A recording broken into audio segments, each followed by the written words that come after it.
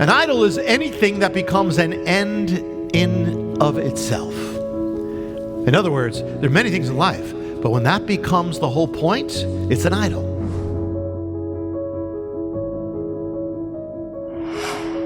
Paul he's walking and he sees, imagine the scene. It's Paul with a Jewish guy, bearded, walking through the city, seeing the statues of Zeus and Athena and Diana and Apollo and Poseidon and Hera and the others. A Jewish man who would have been grieved by this, who from early childhood he was taught, thou shalt not make any graven image. The Jewish people were people who were called away from idolatry. They were anti-idolatry. We are supposed to be people we're supposed to be at peace. Paul wrote, I have learned the secret of being content in every situation, having a lot of things, having nothing. I'm content. But there are things we are not to be at peace with, like evil, like people perishing without salvation, like children being killed or being misled. If we were believers in Nazi Germany, we would have to not be at peace with what was happening around us when the majority were. Only those who were not at peace were true believers. And human nature seeks to be at peace with the crowd, with the herd, the majority, because there's less pressure that way. You don't stick out. You stand against the crowd, there's pressure. That's why, in Germany, you had a lot of people who called themselves Christians, and they were following Hitler. And that's why today you find a lot of, quote, Christians or Christian ministries or clergy or denominations that go whatever the next abomination, we're in for it. Why? Because they're just going along with the crowd. It has nothing to do with God. There's no righteousness. There's nothing to do with God at all. They don't know God. Paul is stirred up by all the idols. Now, there may have been other believers in pagan lands that might have been living with these idols all the time. They might have gotten used to it. See, after a while, what shocks you, you get familiar with. If the shock wears off, you get desensitized. That's what we have to guard against that, because that's what's happened to America. Things that once shocked America, one shock, next shock, there's a little controversy, then they get used to it. Then comes the next one, and the next one, and the next one, until the nation is following what it once was shocked by. Well, even as believers, you have to be careful. Because what is familiar, what would have shocked us years ago, even as believers, doesn't shock us as much. It's the culture. But you can become desensitized. As believers, we have to guard against that.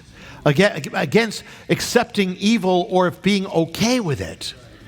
Years ago, if certain sins, like if I said there's a sin, it's going to be like in a movie, it's going to be promoting incest and pedophilia. You'd say, well, we'd never have anything to do and never go near that thing.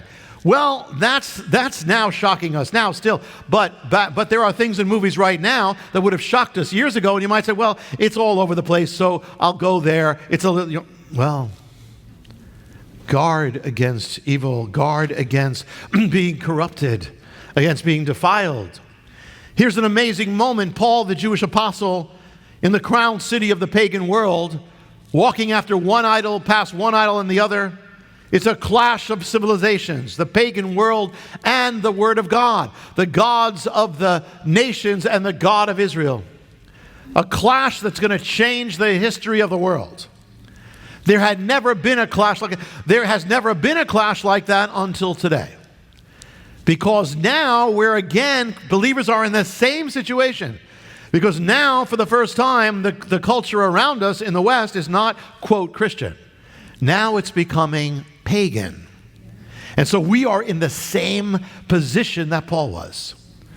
We are like Paul in Athens. The culture is Athens.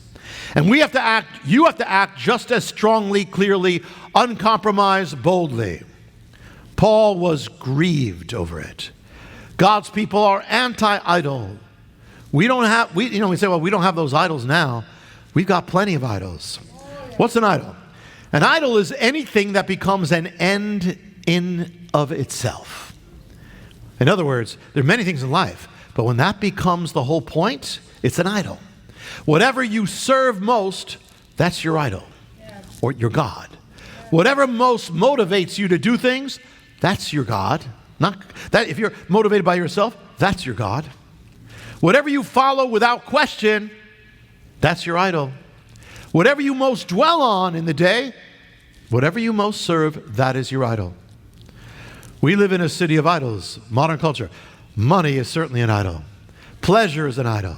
Sexuality can be an idol. Self is an idol. Success and career, prosperity can become an idol even in many churches. Even ministry can. As God's people, we have to be anti-idol. We have to serve no idol, serve God alone, the living God. Stand against the idols. We must stand against the idols of the age. When the culture tells you you have to accept something without question, that's an idol. That's a god. You have to be able to stand against that. And when everybody is praising the emperor and his new clothes, you have to be the one who says, no, the emperor is naked. There's no clothes. He's naked. Stand against the idols. That's your heritage. Paul was stirred up, troubled. And Paul is in Athens, crown city, and he's not impressed. There's not impressed, all the art, all not impressed. We are not to be impressed by the world. I mean, we can be blessed by things in it. We can use technology, we can use all those things, but God doesn't want you in awe of the world. I remember I was once taken to a Broadway show, big show, and I look and it's a bunch of people in skin-tight suits crawling around as animals. And everybody's saying, isn't this so good? So exquisite. Look at this. It's so avant-garde. It's so wonderful. It's so intellectual. It's so incredibly creative. And I'm saying it's a bunch of people crawling as animals. There are movies with millions of dollars spent for special effects, but inside is moral poison. And you have to say, no, I don't need, keep your special effects. I don't need your special effects. I'm going with God. I'm going with purity. I'm going with right. I don't need that. You need to know the spirit that is behind what you're doing or what you're seeing. It's not the glitter. What's behind it? Where is it heading? What's the point? It didn't matter to Paul that the Greeks were good artists. It didn't matter when they're depicting demonic entities. It doesn't matter if Hollywood or Disney can produce good special effects. It doesn't matter if it's promoting darkness in those effects. Who would think we'd be living in a day when you have to guard against Disney? I mean, it came to the point, where their own company said to each other in their own communication, we're in the business of queering children, is what they said. Those are their words, not mine. What has happened? These are the end times. Paul was stirred up by the darkness. He was stirred up by paganism. He was stirred up by the emptiness. He was stirred up by the lie of it. We have to be stirred up. I went to Brazil on a mission. And they have a lake in a park. And on the lake there were these strange figures, colossal figures, standing on these platforms. And they were all gods. Each one was a god floating in the water. And when the mayor had agreed to this, we were grieved as we're there. We're looking at it.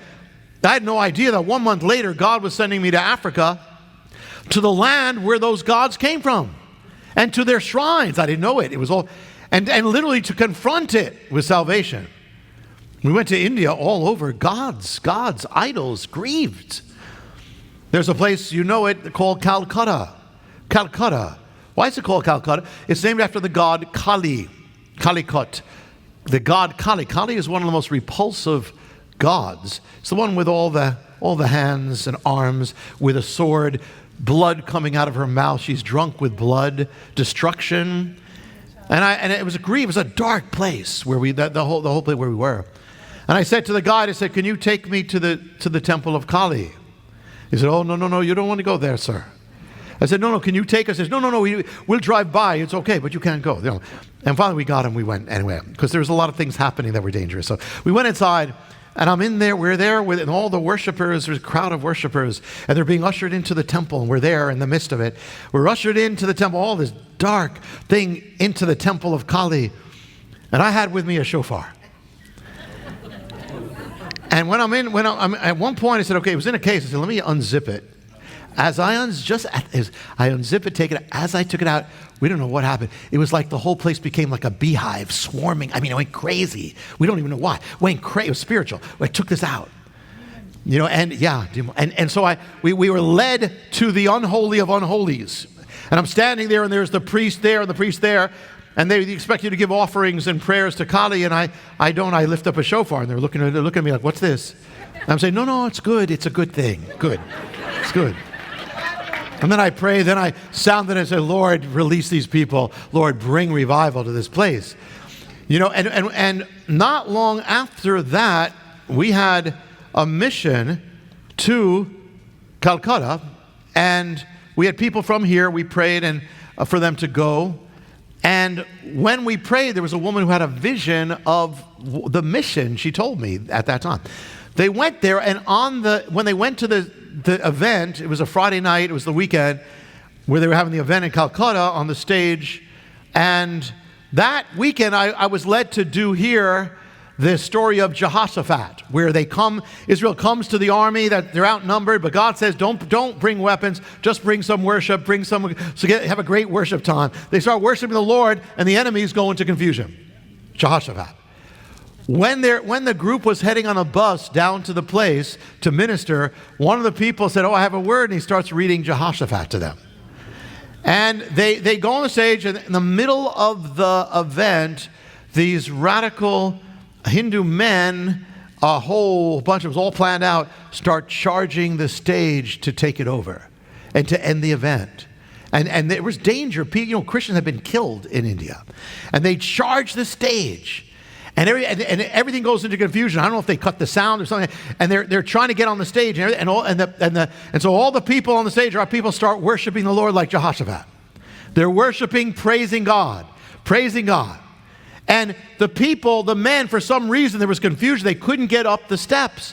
We don't know if they bumped it. We don't know what happened. They couldn't get up. And finally the police came, and it went on, and people got saved. But I remembered the vision that the woman had months before was that she saw them on the stage, and she saw the men rushing to the stage. She saw it all. And she said, then she saw, as they're rushing, God sent these colossal armored angels down. And they came down, and she said specifically she saw them as they were trying to get up the steps, they're pushing them back with the armor, pushing them back with the shield. And they went into confusion. And then she saw at the end of the vision, she saw this big dark statue idol of Kali, and it just exploded.